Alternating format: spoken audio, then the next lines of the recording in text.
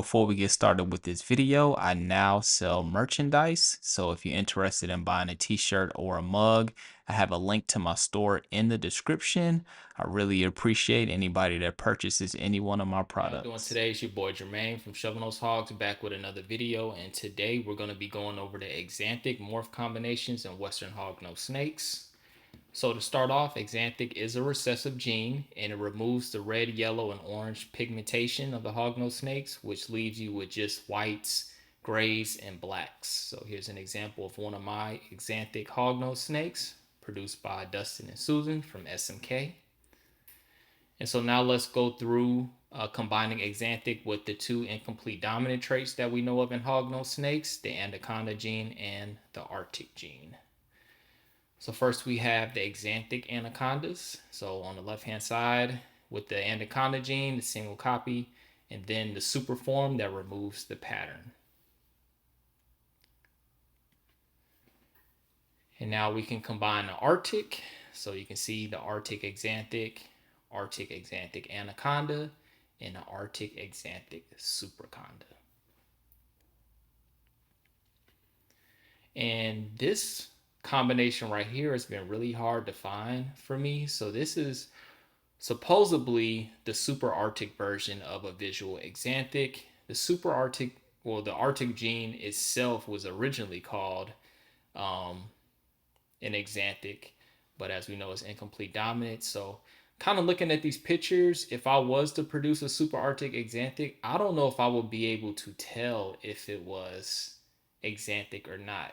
You can see it's very similar. They kind of look like regular super Arctics, but these are supposedly super Arctic Axanthics. All right, now we can go into combining Axanthic with other recessive morphs. We're going to start off with combining it with Sable, and you get what's called a storm cloud. So babies hatch out, have a blue tint to them in their background, very unique combination and very popular. So we have the storm cloud, and then we have the storm cloud anaconda, both produced by Dan Eby. And then this picture right here is an example of an Arctic storm cloud by J&C Hognose. I do expect to see more combinations with storm cloud coming out this year. The next combination is combining Axanthic with the caramel gene. And you may have seen this in one of my previous videos. This combination is called a Frostbite. So we have a Frostbite, and then we have the anaconda added to it, which reduces the pattern. And then we have the Frostbite super anaconda or superconda. Now we're going to combine Axanthic with albino, which is one of the most popular morph combinations in hognose snakes. And that gives you a snow. So we have an example of a snow conda, which is also called a Yeti, and a snow superconda, which is called a super Yeti. And then we have the Arctic versions of each one. So Arctic snow, Arctic Yeti, and Arctic super Yeti. And then we have the super Arctic versions of all three. So pretty cool. I really like what the super Arctic does with the snows.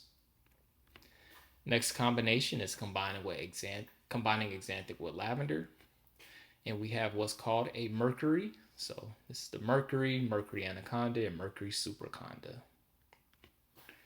And then we have the Arctic Mercuries.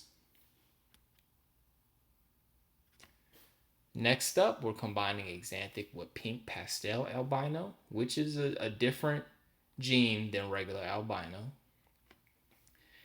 And you get what's called a pink snow. So pink snow anaconda, and pink snow superconda. Very similar to the regular snows, but as you can see, it is a little pinker. And then here's the Arctic versions of that combination. All right, next up, we're going to combine Axanthic with Toffee Belly, which is another popular combination. And that population is called Atoxic. So we have the regular version, the anaconda, and the superconda. Superconda looks really, really nice, especially that picture from Estlin. And then we have the Arctic version. And then the really unique super Arctic toxics. So this is a really cool combination when you combine super Arctic, especially the super Arctic toxic anaconda that Jeff Gale would produce to the right. Very unique looking snake. And now we're going to combine it with Evans Hypo, and you get what's called a ghost. So you have the ghost, ghost anaconda, ghost superconda. All right, now let's see what happens when you combine Axanthic with Swiss chocolate. You get very dark snakes. So, and because Swiss chocolate comes in a lot of varieties, you can get some that are really dark and you can get some that are light. As you can see on the left hand side, both of those are Swiss chocolate Axanthics. And then on the right hand side, you have it combined with the anaconda. Next up, we have Axanthic and Pistachio. Pistachio isn't recessive, it is polygenic, but I wanted to include that in this video because it's called an infinity. Next up, we're going to combine Axanthic with another polygenic trait, the cinnamon. Very rare morph, not too many people have this. And this is what it looks like. So this is the Axanthic cinnamon, also called the ash cinnamon. Very cool looking snake.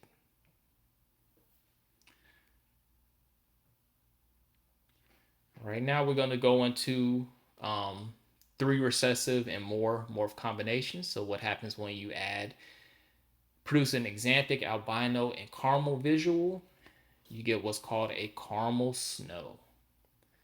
So they all kind of look like snows. They're starting to look similar once you add albino and Axanthic to it. It kind of suppresses other genes. Now let's look when we add the Axanthic, albino, and toffee belly together. You get what's called an atoxic. See, that's a very good picture on the left. And then on the right, a toxic anaconda.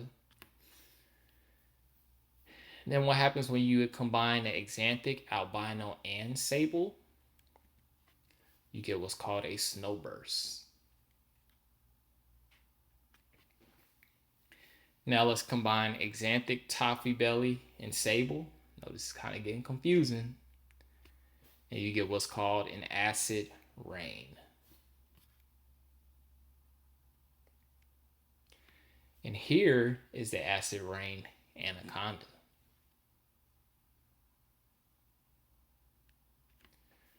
All right, now let's combine Axanthic, caramel, and Evans Hypo. You get what's called a Casper.